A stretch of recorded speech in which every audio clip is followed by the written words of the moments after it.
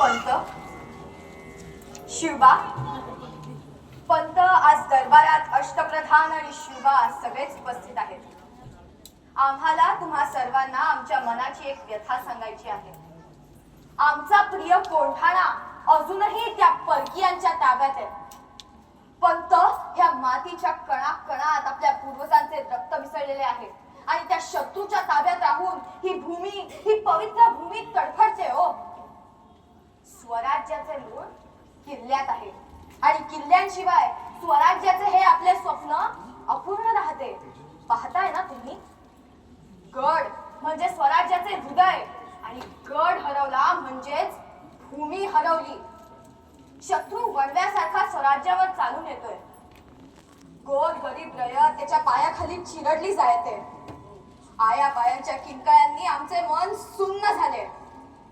तो शत्रू स्वराज्याचा उंच भगवा पायदळी तुडवताना पाहून आमचे मस्तक दणाणते. नाही नाही, आता वेळ गमावून चालणार नाही. आपल्याला आपल्या प्रत्येक गडावर भगवा झेंडा फडकवून त्या शत्रूला दाखवून द्यायचे आहे की आता ह्या भूमीवर गुलामीचा अंधार राहणार नाही. जे काही बरे वाईट होईल ते आम्ही बघून घेऊ. आम्ही काही मूषकाच्या घरी जन्मलो नाहीत घाबरून व्याज जाऊन लपायला.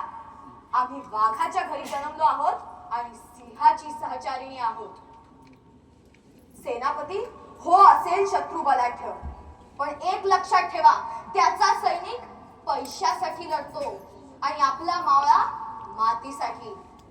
पैशांचा मोह संपतो, पण मातीची ओढ कधीच संपत नाही.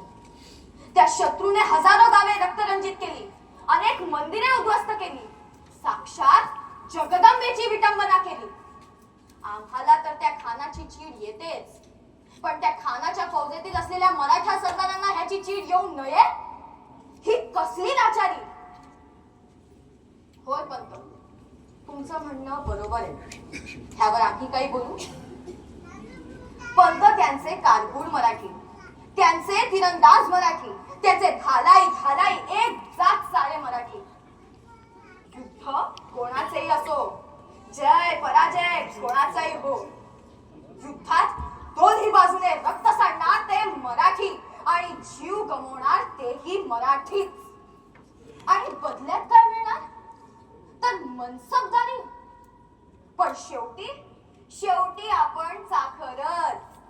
आपण गुलामगिरीतच राहणार, कधी आदिलशाहीच्या तर कधी निजामशाहीच्या तर कधी आणखीन कोणाच्या. कुठवर चालणार हे? ह्यावर एकच उपाय. आपल्या लोकांच्या भल्याचं राज्य निर्माण करायला हवं. आपल्या रक्ताने आपल्या विजयाचा इतिहास लिहूया. पंत, तुमचं म्हणणं पटतंय आम्हाला. सर्व गोष्टींचा सारासार विचार व्हायलाच हवा.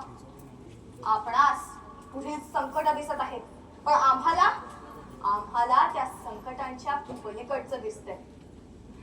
दादोजी पंत, आपली चिंता आणि आमचा निश्चय ह्या दोन्ही मागे मराठी मुलकाचे हितच आहे. थोडं थांबून पूर्ण तयारी करून कोंढाणा जिंकायला वर्ष 6 महिन्यांचे काळ लागेल. एवढा वेळ आपल्याकडे नाही. आपल्याला आत्ता ह्या क्षणी रणशिंग फुंकायचा आहे. पंत, सल्तनत सावध होईल, मग आत्ता सावध व्हावं त्यांनी. आणि म्हणूनच गर्जना करून त्यांना सांगायचं आहे की मावळ जाईल, सिंहाची पिल्लं फिरत आहे. आपल्या हर हर महादेवाच्या घोषणांनी त्या शत्रूच्या कानाचे पडदे फाटायला हवे. आपल्याकडे एकदा पाहताना त्या शत्रूने 10दा विचार केला पाहिजे. शिवबा, तुम्ही तयार आहात ना? ह्या 5 सल्तनी अजगरांनी गेलेल्या मराठी मुलकाला ह्यातून काढा, हीच आमची आज्ञा. आम्हाला कोंढाणा हवा.